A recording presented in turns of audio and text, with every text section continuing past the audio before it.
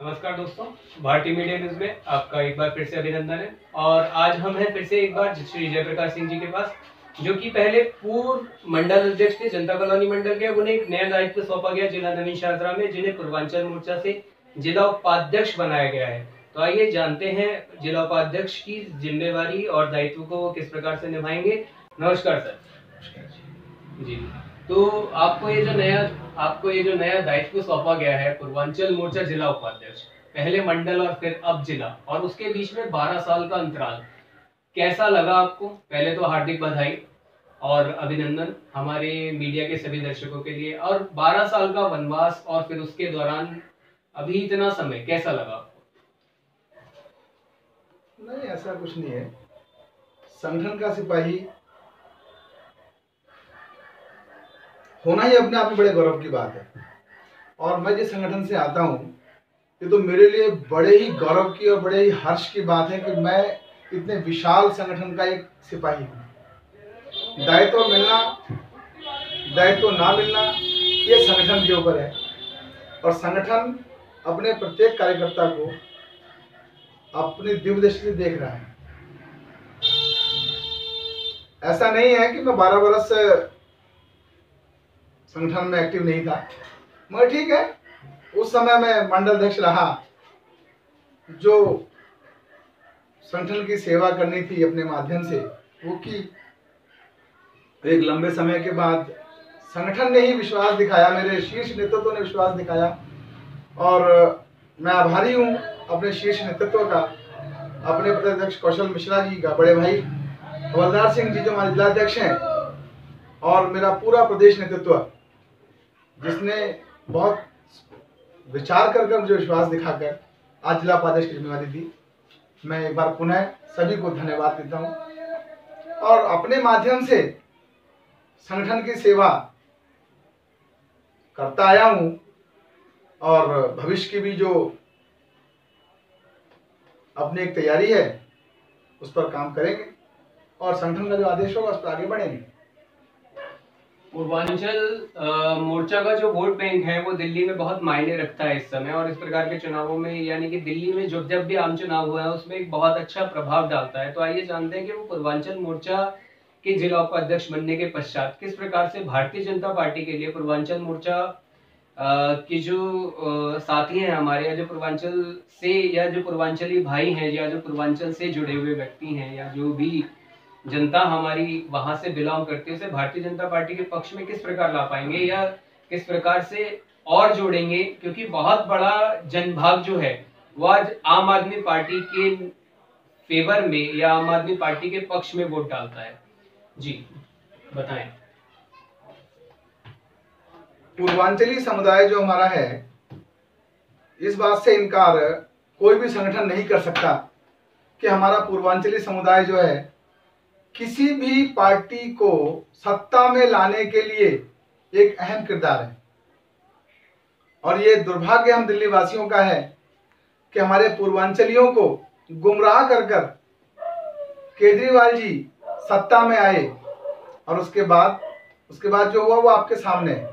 2020 का कोरोना काल, जिस प्रकार उन्होंने हमारे पूर्वांचली भाइयों को, हमारी बहनों को घरों से निकाल दिया, और ये कहते हुए निकाल दिया कि मैं आपके लिए कुछ नहीं कर सकता। उसके बाद फिर हमारा एक महापर्व होता है छठ पर्व। छठ पर्व पर हमारे पूर्वांचलियों को धमकाते हुए, कोई भी पूर्वांचली बंधु ये भूल नहीं सकता, धमकाते हुए ये उनका वक्तव्य था कि अगर कोई भी घाट पर अर्घ देता हुआ पाया गया या घाट के आसपास ही पाया गया तो उसको जेल करा दूंगा। ये केजरीवाल जी का वक्तव्य था, और मुझे इस बात को कहने में बिल्कुल भी संकोच नहीं है कि पूर्वांचली जवाब देगा। पूर्वांचली जागरूक है, एक समय पर केजरीवाल जी उसकी कीमत चुकाएंगे। पर जब चुनाव आते हैं तो कोई ऐसा उम्मीदवार आ जाता है जो कि पूर्वांचल से बिलोंग करता है, या कुछ ऐसी चिकनी चुपड़ी बातें होती हैं, उसके पक्ष में आकर फिर वापस वोट तो जो है वो वहीं चला जाता है। नहीं, ऐसा नहीं है। कई बार आदमी गुमराह हो जाता है, उसको ज़्यादा बड़ा विषय मानने की आवश्यकता नहीं है। इस समय की बात होती है। कई बार आदमी समझ नहीं पाता, कई बार आदमी इतना मतलब बहुत ज़्यादा अपने आप को प्रदर्शित करता है करके, नहीं जी मैं ही आपका हितैषी हूँ, और आदमी भावनाओं में बह जाता है। मगर एक समय के बाद परख हो जाती है, और परख होने के बाद फिर जो आता है वो परिणाम स्वरूप आपको देखने को मिलेगा भी, भविष्य में भी उसके परिणाम आपके सामने आएंगे। तो क्या आप ये माने कि 2022 के जो निगम के चुनाव आ रहे हैं उसको मद्देनजर रखते हुए ये जो दायित्व आपको मिला है, या जो निगम के चुनाव आ रहे हैं उसको ध्यान में रखते हुए ही अब आपकी आगे की कार्यवाही होगी, या कहीं आपके माइंड में है कि इस बार चुनाव आपकी लड़ने की इच्छा हो? नहीं, ऐसा कुछ नहीं है। चुनाव लड़ाना ये संगठन का काम है। मेरी ना ऐसी कोई इच्छा है, ना ऐसी मेरी महत्वाकांक्षा है। संगठन का जो आदेश है वो सर्वोपरि रहेगा। संगठन का जो आदेश संगठन ने आज तक दिया उसको मैंने माना है और आगे भी मानूंगा। संगठन के बिना आदेश के ना तो मैंने पहले कोई ऐसा काम किया, और ना ही मेरा कोई ऐसा आगे विचार है कि मैं अपने संगठन के ऊपर जाकर कोई बात को अपनी रखूं। एक सिपाही हूं और सिपाही हूं। और अगर पार्टी ने टिकट दिया तो चुनाव, या पार्टी का मन बनाए तो, या प्रयास रहे तो क्या चुनाव लड़ने का मन रहेगा आपका? नहीं मृणाल जी, आप अपने शब्द मेरे मुंह में ना डालें, क्योंकि ये मेरा मन नहीं है। संगठन का आदेश सर्वोपरि। मैं अपने आप इस बारे में कोई विचार व्यक्त नहीं कर सकता। पर अगर पार्टी ने कहा तो चुनाव लड़ेंगे? वो संगठन सर्वोपरि, संगठन से ऊपर मैं नहीं। अगर संगठन कहता है तो संगठन स्वागत है, मगर मेरा मन में ऐसा विचार नहीं। पर जैसा कि लग रहा है कि एक साल पहले ही सभी एक्टिव हो जाते हैं, उससे तो ऐसा लग रहा है कि कहीं ना कहीं आपका भी मन हो जिस प्रकार से कि हाँ चुनाव लड़ने का। नहीं, ऐसा तो नहीं। संगठन ने अपने सिपाही को ढूंढा, संगठन ने दायित्व दिया, मगर ऐसा नहीं है कि मैं एक लंबे समय तक खाली घर में ही बैठा रहा। तब भी संगठन के लिए काम किया। संगठन का जो आदेश आया उसको पूर्णता निभाया। संगठन ने समय जो भी जिम्मेदारी दी उसको पूरा करके दिया। पर क्या जनता कॉलोनी वार्ड जब हम देखते हैं तो आपको ये ऐसा लगता है कि जनता कॉलोनी वार्ड का उम्मीदवार जनता कॉलोनी से ही होना चाहिए? इसकी भी चर्चा हम अगली मुलाकात में करेंगे, क्योंकि संगठन, मैंने कहा ना आपको पहले भी और फिर कह रहा हूँ कि संगठन का आदेश सर्वोपरि, और संगठन विचार करता है, समय समय विचार कर रहा है, समय समय पर और करता आया है।